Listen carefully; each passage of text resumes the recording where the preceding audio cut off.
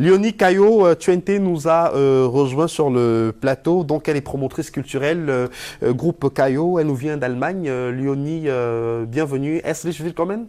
Ja, danke.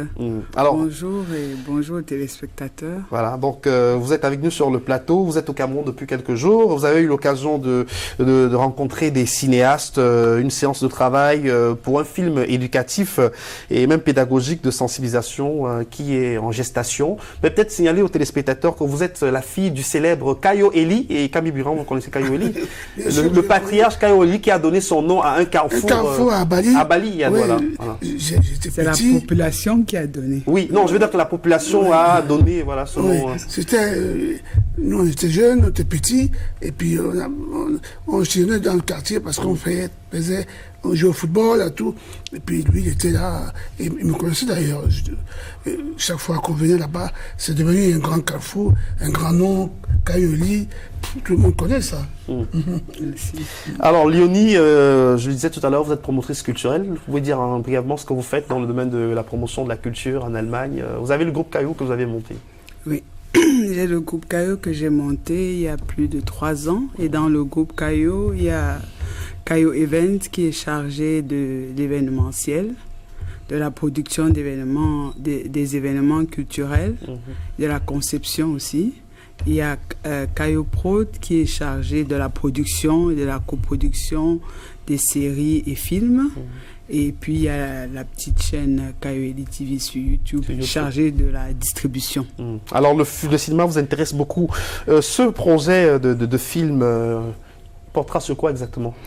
En fait, c'est un film qui parle des difficultés que rencontrent les parents qui ont des enfants qui souffrent, qui ont des problèmes neurocomportementaux et qui ont des enfants qui ont le syndrome d'Asperger. L'autisme? Oui, en quelque sorte. Et moi, personnellement, j'ai un enfant. Je n'en parle jamais.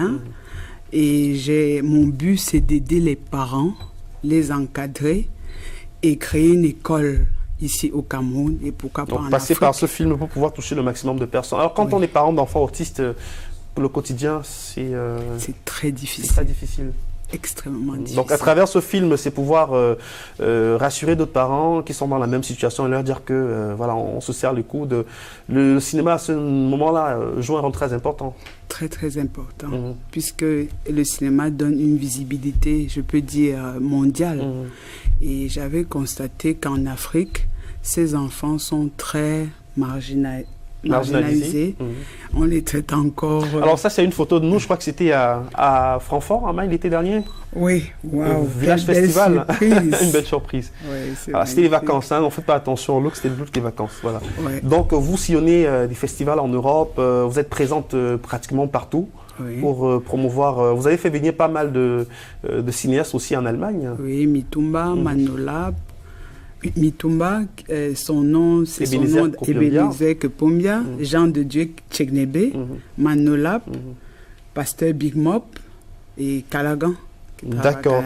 Et vous parlez aussi d'un festival multiculturel qui va se dérouler à Brême le 22 juin prochain, avec la diffusion d'un film camerounais.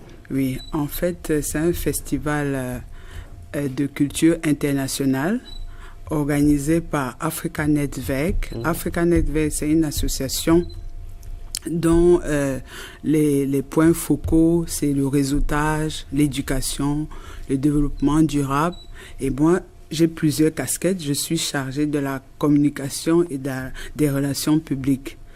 Et nous travaillons en partenariat avec d'autres associations. Mais cette fois-ci, nous allons organiser ce festival avec le musée étatique Focke Museum, sous le haut patronage du président du Sénat et maire de la ville-État de Brême. Et le groupe Caillot s'occupe de la cinématographie. Et le groupe Caillot a choisi cette année le film « Et si c'était à refaire » de Noël Kemoe et d'Elvis Popda. Super. Ces films-là seront donc diffusés au cours de ce festival multiculturel. Ça va donner de la visibilité au cinéma camerounais. Merci beaucoup, Léonie, d'être passé. Peut-être un mot de fin aux téléspectateurs qui vous regardent en ce moment. Je vous remercie. Vous êtes tous. preneuse de tous les projets. Si on souhaite vous présenter un projet cinématographique, on vous contacte via les réseaux sociaux, Facebook. Oui, j'ai mon lien www.groupecaio.com et j'ai toutes les informations. D'accord. Merci beaucoup. On va bientôt se quitter. Et Camille Bouillon, on va pas vous laisser partir comme ça sans faire un acapella. Et on a un deuxième clip encore. On va présenter un petit bout de cet autre clip de Ekambi Brillant avant de retrouver Ménélique.